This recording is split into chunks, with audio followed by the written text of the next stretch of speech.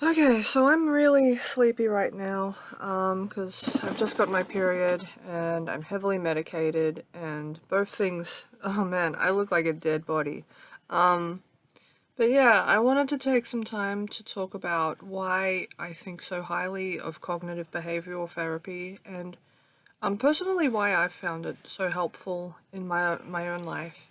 I mean, people talk as though, well, not people, but some people think that Christians shouldn't need therapy, that if you are full of enough faith that it'll render all forms of therapy just completely unnecessary.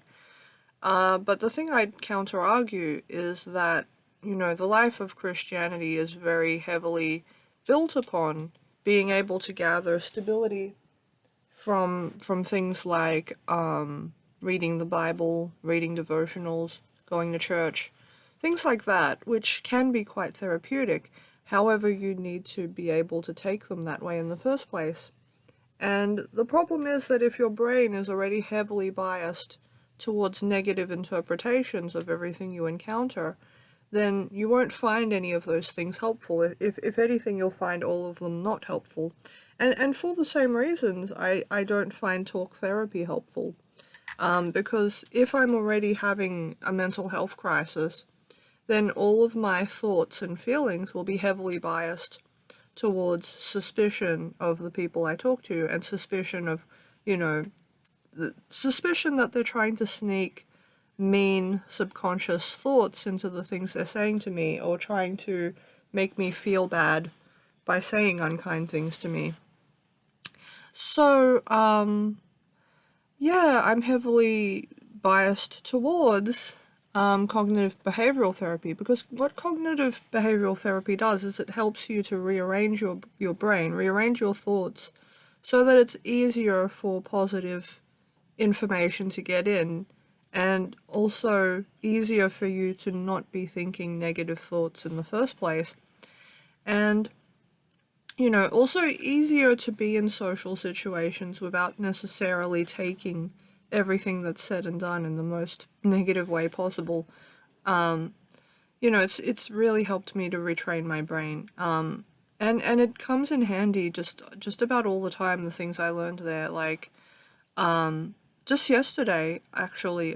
For example, I decided to attend the online screening of the church I go to. Because right now we're in lockdowns here in Melbourne, and you know, because lately I had been talking a lot in my vlogs about how I find church very difficult to attend sometimes because the culture there seems so heavily biased sometimes towards assessing the quality of someone's faith based on external factors like the way they look, the way they talk, um, you know, where how often they attend, the church itself, whether or not they've got, 15 Christian books on their shelves at home, all sorts of superficial ways um, of judging whether or not someone's sincere in their faith when really,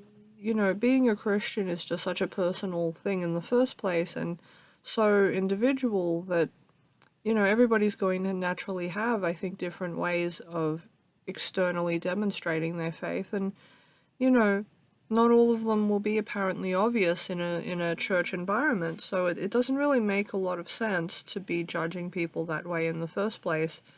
Or even why judge people at all? Why sit there, putting people within that paradigm where they have to prove to you, a human being, that they really believe when it's meant to be all about God in the first place. So, um, but yeah, because I'd been vlogging about that so much lately, when I went into that particular service and the pastor there was talking about he mentioned briefly that sometimes people are so worried about the way they look that it prevents them from being able to behave the way they should as Christians. And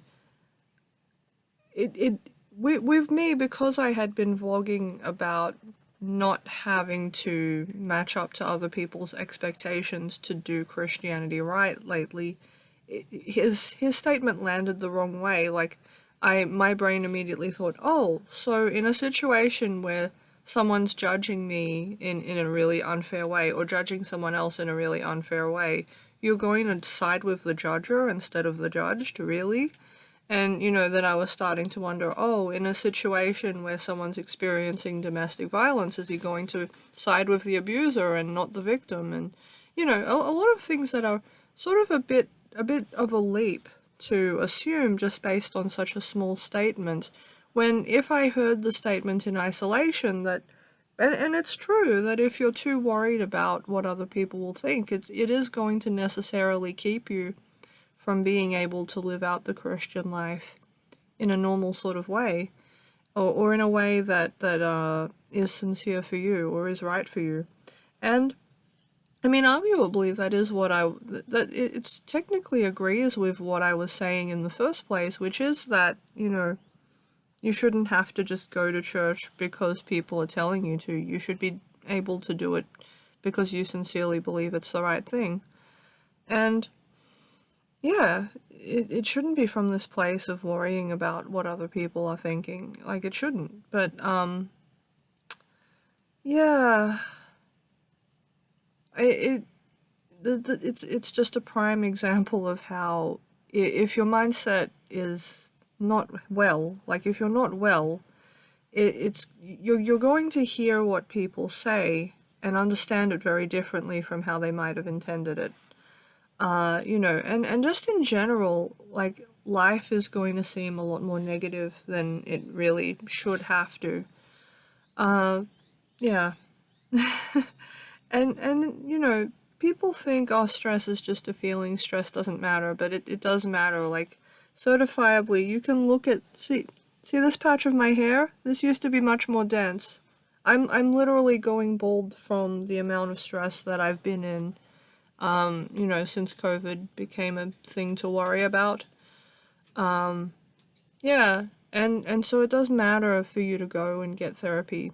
And I talk a lot about it, but there are various forms of online therapy you can get for free. For example, hypnosis therapy. You can go on YouTube anytime and look up hypnosis therapy and put in something that's the matter with you. Put in anxiety, put in an eating disorder, and you can find hypnosis therapy videos for you to follow along with that are really, I've personally find them very helpful. And, there's also, there's online tools for cognitive behavioral therapy and other forms of therapy like Mood Gym and eCouch. I think I will try to put links to them in the description. If you are an Australian resident, you can use Mood Gym and eCouch for free anytime.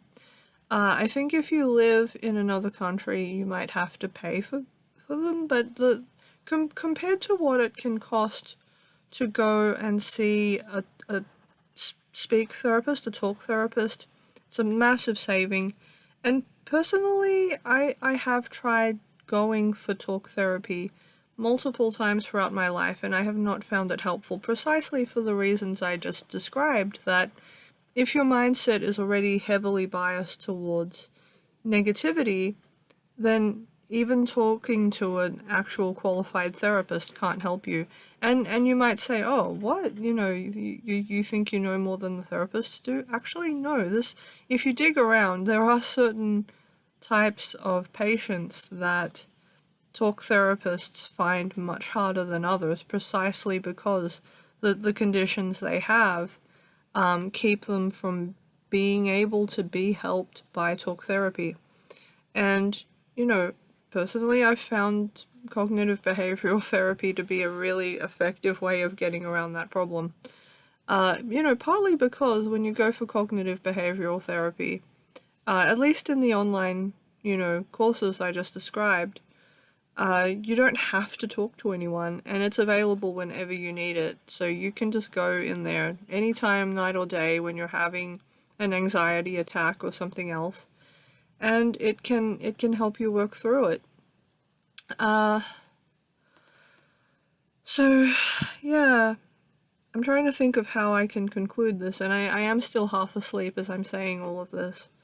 But, you know, the best I can do is say that if you need help and you've tried going for talk therapy before and it hasn't worked out for you, or if you've tried medications and it's not really working out for you, or, you know, don't give up. There are other forms of therapy out there. Those are just the two that people peddle out as allegedly the best or the most effective, when really a lot of people find you have to try different forms of therapy and, find one that really works for you. And, I haven't even mentioned all of the ones that exist. It's just, for me, cognitive behavioral therapy and hypnosis therapy have been two really great ones. Because again, you don't need money to get them. That's the trouble with talk therapy. You usually have to be wealthy to keep up with them. And of course, medications work out to be this ongoing expense, and they don't heal you, though. That's the thing. You end up just dependent upon them in order to deal with the symptoms of something that is actually the real problem you've got.